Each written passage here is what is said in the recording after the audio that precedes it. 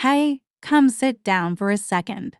Let's take a deep breath together like a real one, in and out. This isn't going to be one of those aggressive rants or hot takes. This one's different.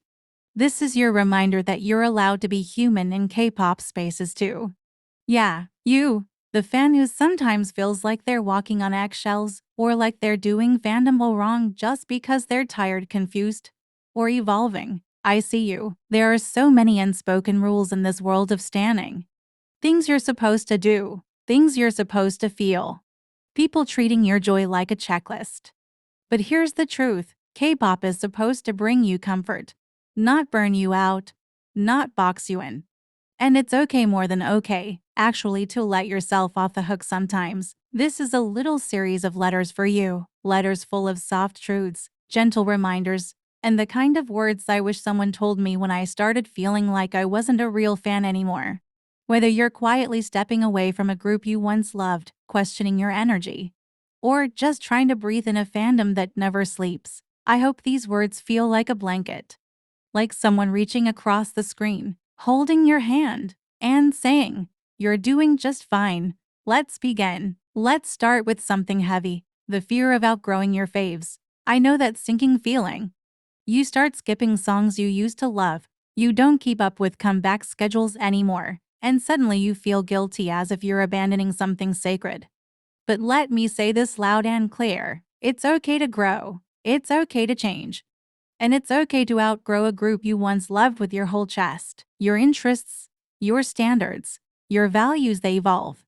That's not disloyalty. That's life. Maybe their music isn't hitting like it used to. Maybe the way the company handles things bothers you. Maybe you're just in a different emotional place now. That doesn't erase the joy they gave you. That doesn't mean your support didn't matter. It just means you're human, and you're allowed to move forward. You are not obligated to stay in a fandom forever. You are allowed to keep the good memories while closing the door. You don't have to explain it to anyone. And you don't need to prove you were loyal enough. You were, and you still are, to yourself. Secondly, there's this pressure in fandom spaces to always have the right take, to always say the most politically correct thing, to always stay up to date with every issue, and to always be ready to cancel or defend at the drop of a hat. But let me be honest with you, no one gets it right all the time. And you're not a bad person or a bad fan for learning as you go. Sometimes you won't know the full context. Sometimes you'll make mistakes. Sometimes you'll need time to process before forming an opinion. That doesn't mean you're ignorant or fake. That means you're human. Wokeness is not a performance. It's a journey. And if you're genuinely trying, you're doing more than enough. It's also okay to log off when fandom gets too loud. You don't owe anyone your mental health. Protecting your peace doesn't mean you're avoiding responsibility, it means you're setting boundaries. And that's something more fans should be encouraged to do. Let me say something radical. You are allowed to not care. You are allowed to not insert yourself into every fandom beef. You don't have to argue with strangers online about chart positions, album sales, or who paved the way. You don't need to prove your loyalty by tearing someone else down. You don't need to write essays defending your fave every time someone breathes wrong on them. The constant need to pick a side is exhausting and unnecessary. Most of these artists don't even dislike each other. And while companies benefit from fan conflict, you don't know the machine your energy. It is perfectly okay to say, "That's not my business," and move on. Some of the happiest K-pop fans I know are the ones who stay out of mess, mind their own faves, and spend more time enjoying content than arguing. You're allowed to be that person. You don't have to fight all the time to prove you care. Sometimes the most peaceful fandom life is the most rewarding one. Another thing is, you are still a fan even if you don't have money to buy every version of the album. You are still a fan even if you can't attend concerts, vote on apps, or stream all day. You are not a fake fan for having a life. You are not lazy for having responsibilities. And you are not less worthy because your support looks different from someone else's. Your presence matters. Your love matters. Whether you support through tweets, fan art, playlists, emotional connection, or just silently cheering them on, your part of the fandom. And no one can take that away from you. Gatekeeping who counts as a real fan is the most toxic thing in the community, and we need to unlearn it. There is this strange unspoken rule in some corners of K-pop stan culture that if you don't know every idol's blood type, favorite ramen flavor, and which member of Luna blinked first in a 2018 V-Live, you're somehow a fake fan. And to that, I say, what nonsense. You are not in a quiz show. You are not being graded. You are not applying for a job in their company. You are a fan. That's it.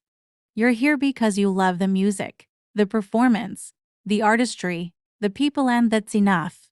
Knowing their favorite snacks is a fun bonus, not a requirement. If you've ever felt embarrassed because someone threw a random fact at you and you didn't know it, let it go. Your relationship with an artist doesn't need to be encyclopedic. Love doesn't require memorization, it just requires honesty. K-pop moves fast, blank, and there's a new comeback, a new solo debut, a scandal, a dance challenge, a vlog, a merch drop, a voting deadline, and a 5-hour live stream. And let's be real, it's overwhelming. Sometimes, you just can't keep up, and that's okay. You're allowed to rest. You're allowed to take a step back. You're allowed to go live your life, study, work, grieve, recover, focus on your mental health, and return when you're ready. The content will still be there. The music will still be there.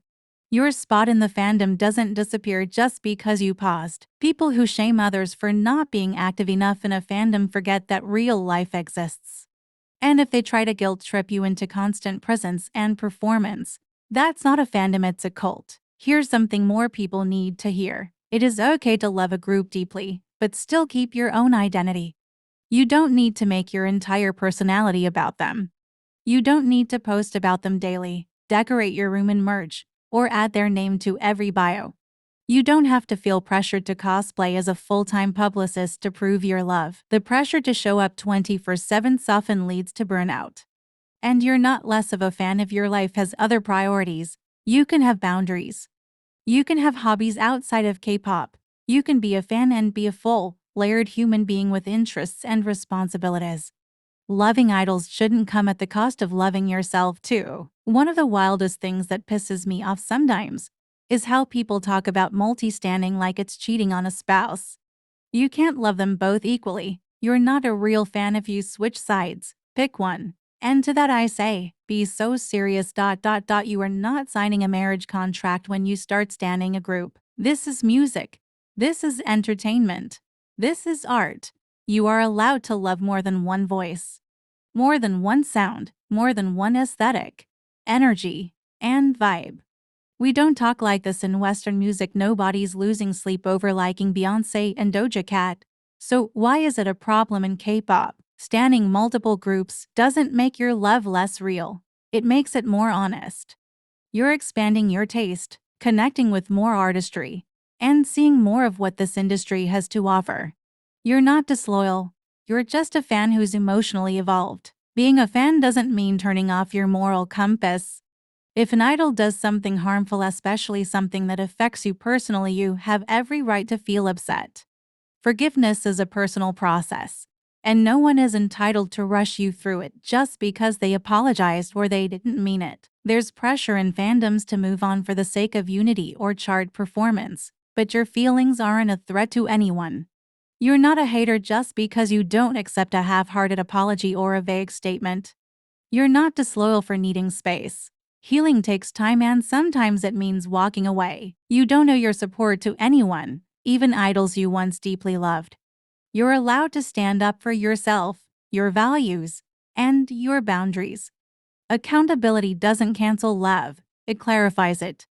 You deserve to be respected as much as you're asked to give respect. Loving an idol or a group doesn't mean blind loyalty. It's okay to be disappointed sometimes. It's okay to speak up when something feels off. Criticism doesn't cancel love, it proves you care enough to want better from them. Some fans act like any disagreement is betrayal, but that's not love, that's obsession. Real fandom should include space for accountability, discussion, and nuance. You can still support someone while recognizing they made a mistake or need to grow. That's what healthy relationships look like. Don't let other fans bully you into silence. Your voice matters. And sometimes, constructive conversations lead to real change. Growth doesn't come from echo chambers, it comes from truth, even when it's uncomfortable. Above all else, being a fan should feel joyful, not stressful, not exhausting, not guilt-ridden. If you've ever found yourself questioning, am I a good enough fan? Take a breath. Ask yourself why you love this in the first place. Go back to that moment of magic, the music, the dance, the one performance that made you feel seen. You don't need to earn your right to be here. You already belong. You already matter. Whether you've been standing for 10 years or 10 minutes, whether you show up in every comeback or take quiet comfort in a ballad on your playlist, your connection is real. And that's more than enough. You don't have to be the perfect fan. You just have to be a real one. And real means honest, imperfect, present in your own way. That's more beautiful than any trend could ever be.